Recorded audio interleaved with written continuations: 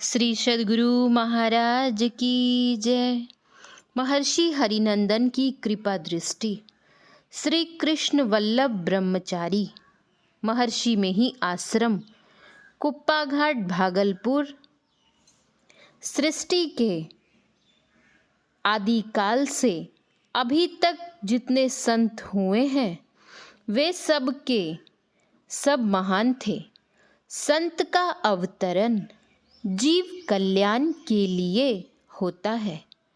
एक संत ने कहा है, वृक्ष कबहू न फल भखे, नदी न संचय नीर, परमारथ के कारणे साधुन धरा शरीर।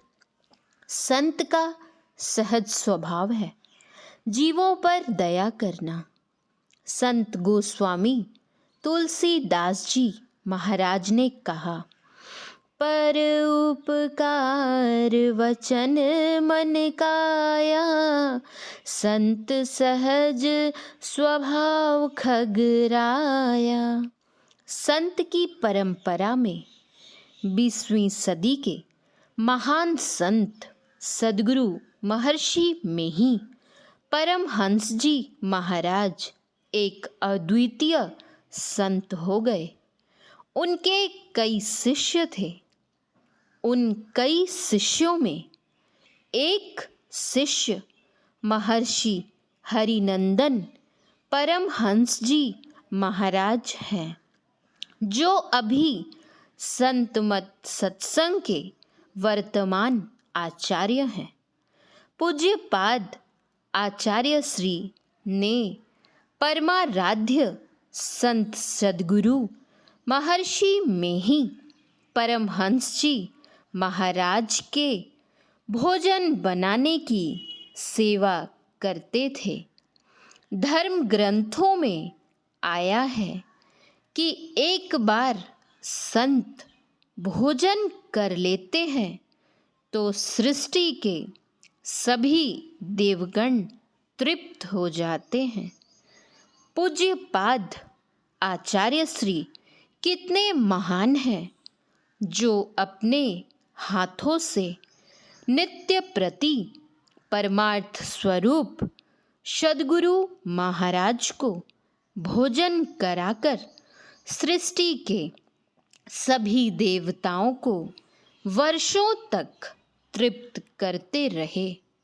हमें तो लगता है कि संत सद्गुरु महर्षि में ही परमहंस जी महाराज अपने महाप्रयाण के बाद अपनी सारी शक्ति महर्षि हरिनंदन परमहंस जी के अंदर देकर इस असार संसार से पंचभौतिक शरीर को छोड़कर चले गए।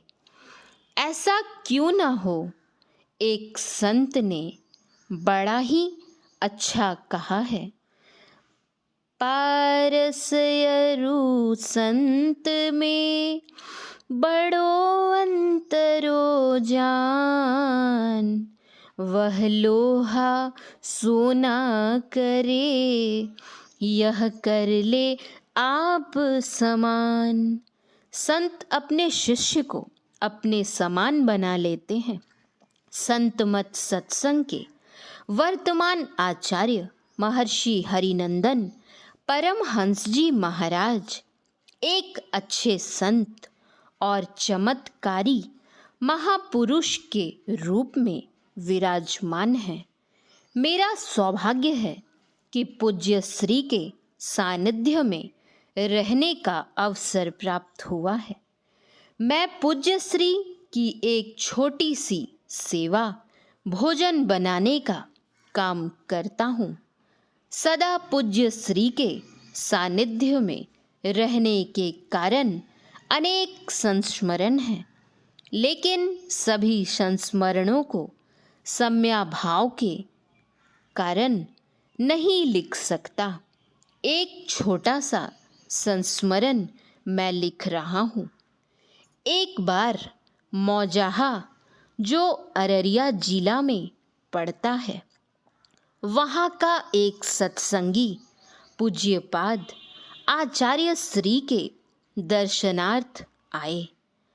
पूज्यपाद के युगल चरणों में प्रणाम निवेदित करते हुए कहा, हुजूर, मेरी धर्मपत्नी सख्त बीमार है। बहुत इलाज करवाए लेकिन ठीक नहीं हो रही है। हुजूर, निराश हो गए हैं। अब आप ही पर भरोसा है।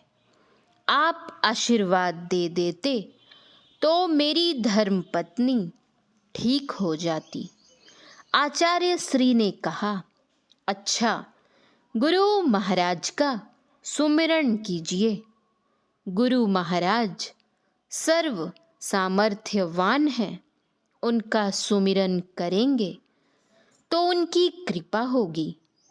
सत्संगी ने कहा, हुजूर, गुरु महाराज का तो सुमिरन करते ही हैं, आप भी आशीर्वाद देते तो बड़ा अच्छा होता।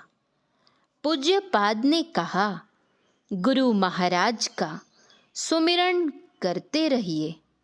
इतना कहकर आचार्य श्री अपने विश्राम कक्ष में चले गए। वह सत्संगी फिर हमारे पास आए और बोले, बाबा, हमको कुछ प्रसाद दीजिए। मैंने कहा, क्या प्रसाद में दें? इस पर सत्संगी ने कहा, अभी जो हुजूर श्री भोजन किए उनकी थाली में से कुछ प्रसाद दे दीजिए। तब मैंने आचार्य श्री की थाली से कुछ प्रसाद दे दिया। उस प्रसाद को लेकर वह सत्संगी घर चला गया और अपनी धर्मपत्नी को खिला दिया। जब दूसरे दिन वे सत्संगी आए तो बोले, बाबा, हुजूर की कृपा हो गई। मैंने कहा, क्या हुआ? सत्संगी ने कहा, बाबा, अपनी धर्मपत्नी का इलाज कराते कराते थक गए थे, ठीक नहीं हो रही थी। कल पूज्यपाद से आशीर्वाद के रूप में आपसे प्रसाद लेकर गए थे। आपका दिया हुआ पूज्य श्री का प्रसाद अमृत का काम किया। प्रसाद खिलाते ही मेरी पत्नी ठीक हो गई। अब लग ही नहीं रहा है कि वह बीमार है, बिल्कुल स्वस्थ हो गई। इधर पूज्य श्री अस्वस्थ हो गए, मानो उनकी बीमारी अपने ऊपर लेकर उनके भोग को समाप्त कर रहे हैं। फिर 1-2 दिन के बाद पूज्यपाद स्वस्थ हो गए। इस तरह का प्रसंग जयमल सिंह और परम संत बाबा देवी साहब आदि संतों के जीवन से भी पता चलता है।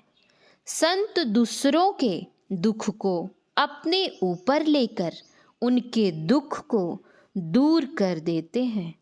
इसलिए कहा, संत सहहि दुख परहित लागी। श्री सद्गुरु महाराज की जय। यह पुस्तक अमृतधारा स्मारिका से पढ़ा गया है। आप सभी सत्संगी भाई बहनों से निवेदन है, इस चैनल को सब्सक्राइब करें और संतमत सत्संग के प्रचार प्रसार का हिस्सा बने। श्री सद्गुरु महाराज की जय। श्री सद्गुरु महाराज जय। श्री सद्गुरु महाराज की जय।